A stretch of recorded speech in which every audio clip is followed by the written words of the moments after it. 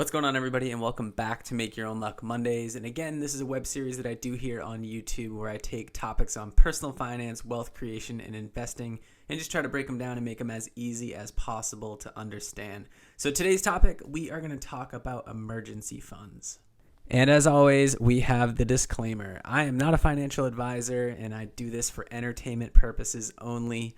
So if you want to go get real deal financial advice, go see a pro, because I'm just some dude here on YouTube doing videos like everybody else.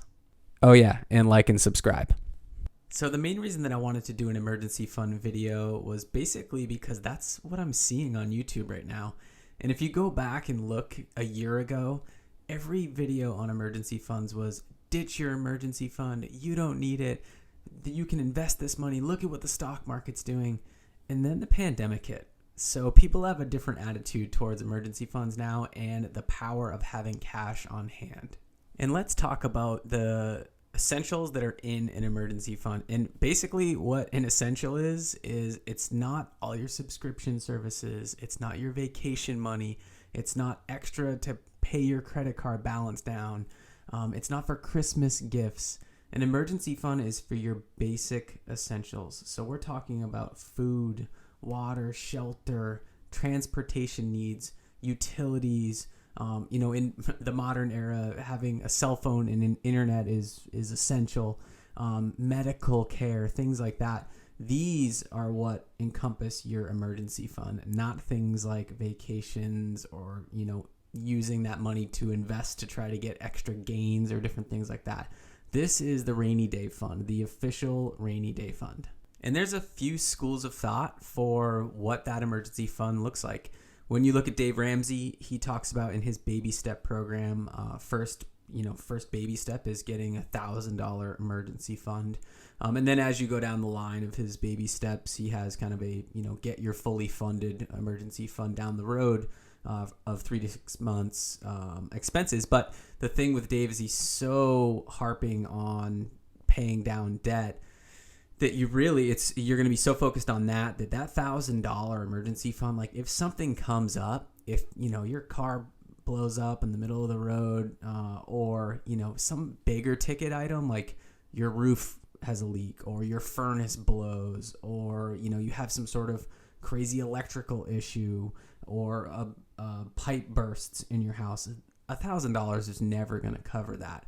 So I think there's two problems with Dave's approach. One is I don't think $1,000 is enough. Yes, $1,000 is a lot of money for a lot of people to have just put aside, not doing anything.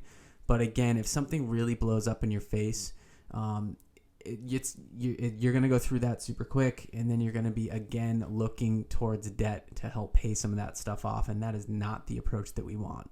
And the other thing that I don't like about $1,000 emergency fund approach is it kind of gives a false sense of security. Basically, once you get that $1,000 set aside and you kind of check the box on that, you can go back to your normal life of, spending money on the weekends and living, I don't want to say lavishly, but, not worrying about a budget of sorts and kind of going back into your own normal routines because you're like, hey, if things go crazy, I got that $1,000 put aside and we'll figure it out from there.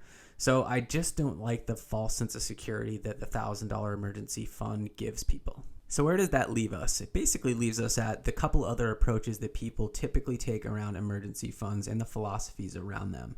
And what I see out there for the most part is there's kind of two other ones over the baby step $1,000 deal. There's most people look at a 3 to 6 month of expenses kind of rule of thumb. And then some people look at, a year of expenses rule of thumb. So I think the biggest thing to understand there is to figure out exactly what those expenses are. And that goes back to what I was saying in the beginning where we're talking about the essentials. So you got to take out all the fluff. You have to take out the nights out, the subscription services, all the things that you don't actually need to live.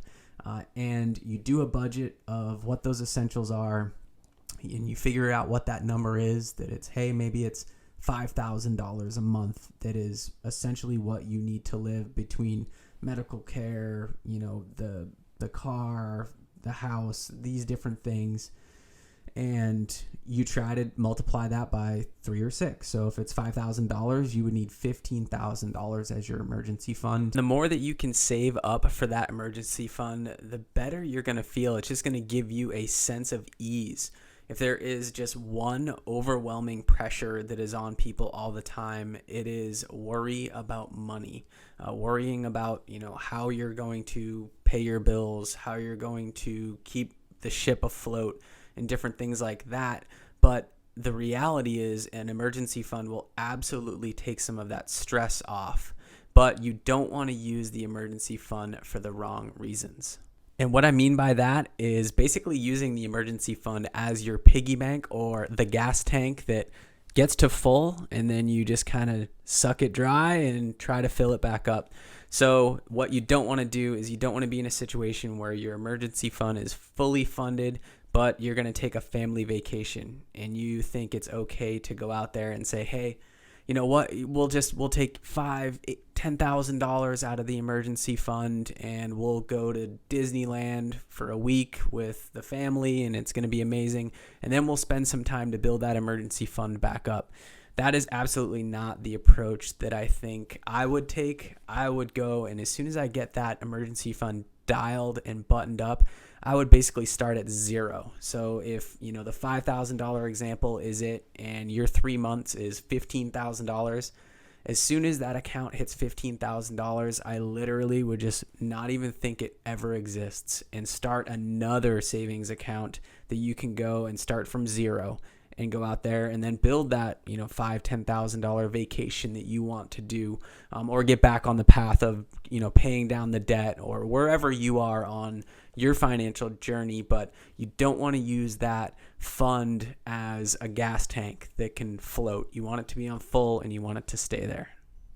This process takes time, so don't get discouraged if it feels like it's just a world away to save up 3 to 6 months of expenses, because again, it's going to take you time. It could take months, it could take even a couple years to get to this spot. But what you can control is try to control your spending, try to get on a budget, and try to take any extra money that you have, or if you're able to get into a side hustle, any extra money you can get coming in or save from going out, put that aside and try to get that emergency fund built up. And again, like I said before, it'll be such a stress reliever on you, your family, and your finances. So that's all we have for this week. We will see you guys next week right here on Make Your Own Luck Mondays.